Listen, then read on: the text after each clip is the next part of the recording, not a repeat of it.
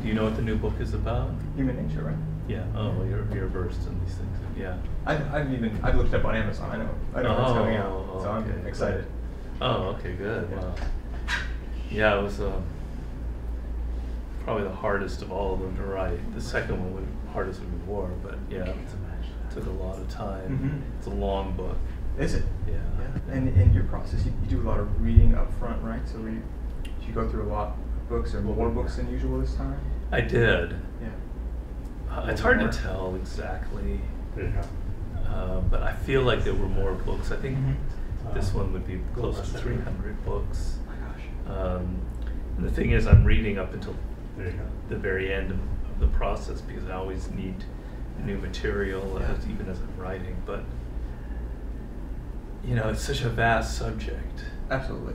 And it covers the sciences, liberal arts, endless biography. This just was so vast that I couldn't, and War was that problem too, that it was hard to kind of narrow down what I read. Mm-hmm. Yeah.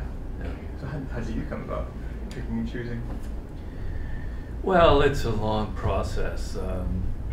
You know, you start off, I try and keep the process open-ended. I don't like to come to anything with kind of a preconception about what I want. I want the material and the research. Mm-hmm. Obviously, I have my preconceptions.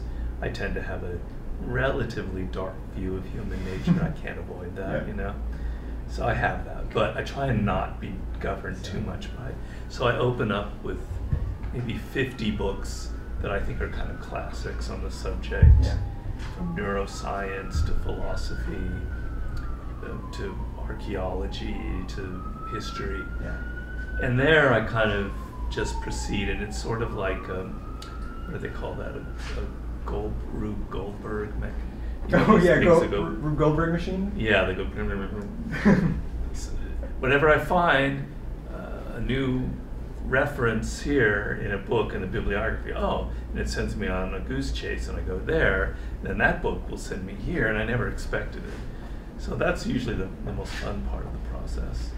And then, you know, I have 18 chapters, and each chapter has like a historical figure that kind of anchors it in the story. And I was sort of running out of people because each one had to cover a different idea. And so I'd be on chapter 14 and like, I don't have anybody that fits chapter 15. And so I'd have to quickly start reading a 800-page biography of Queen Elizabeth or something to fill the gap, you know. So to go and find something that fits. Yeah, and while I'm writing, when I read, instead of reading the newspaper, I have to read a biography and fit it in. You know, it was exhausting. Wow, an amazing process. I think that leads really well into my first question, if you're ready to roll. I'm ready to roll, sure.